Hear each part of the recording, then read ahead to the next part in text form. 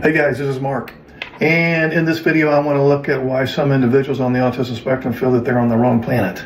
So autism, as you know, is a neurological and developmental disorder that affects how people perceive the world and interact with those around them. And for many people on the spectrum, feelings of disconnection and alienation can lead them to believe that they're just simply on the wrong planet. And this sentiment stems from a variety of factors, including differences in sensory processing, social communication challenges, and just the overwhelming nature of the world that often does not accommodate their unique ways of thinking. So let's look at a few reasons why they might think I really need to be on a different planet. The first one we'll look at is sensory overload and environmental differences. Most people on the autism spectrum experience heightened sensory sensitivity, which can result in overwhelming feelings in environments that are often considered routine, especially by neurotypicals.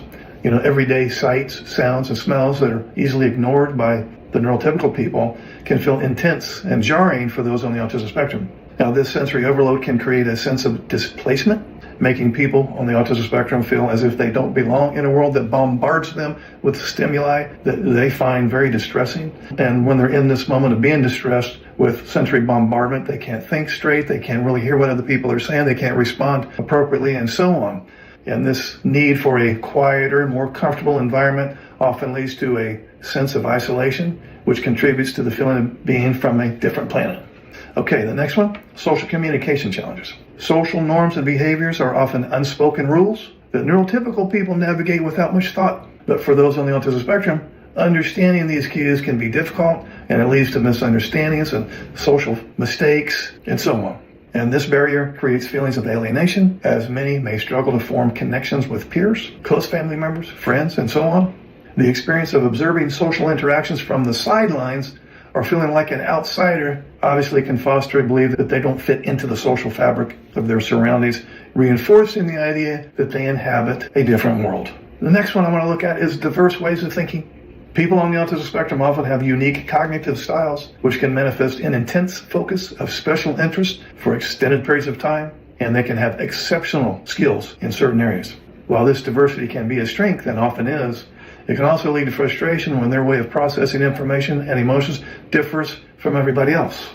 This cognitive difference can lead them to perceive the world in a way that feels very foreign to them compared to neurotypicals. Therefore, the feeling of being on another planet can be amplified by the realization that their thought processes and interests may not align with those of the majority.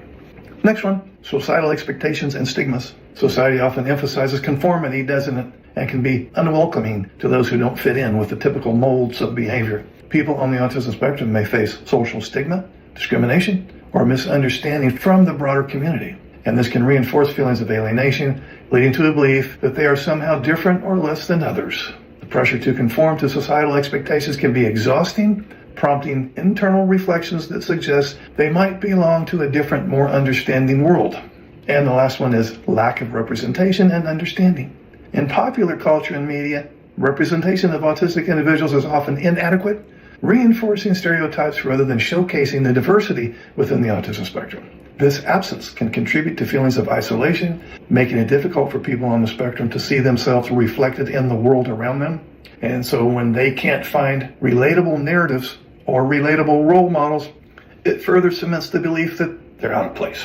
If you are in a neurodiverse marriage where one spouse is autistic and the other one is not, and you've been struggling for years and years, and you're kind of sick and tired of the routine, talk to me. Use me as your personal coach. I have groups, and I keep these groups small so that you can get a lot of one-on-one attention. I have 3 Q&A groups, one for ASD husbands, one for neurotypical wives, and I have a couples group where both spouses can attend. I also have 2 instructional groups, Cassandra Syndrome Recovery Group, to help you cultivate some strategies to recover from years of emotional deprivation, and the Men's Masterclass, in which we take a deep dive on developing social skills and emotional literacy in the context of the neurodiverse marriage. We meet 1 hour a week for 4 weeks. These are face-to-face Skype calls. So how much longer are you willing to wait? The links are below in the description area, and also they're pinned in the comments section.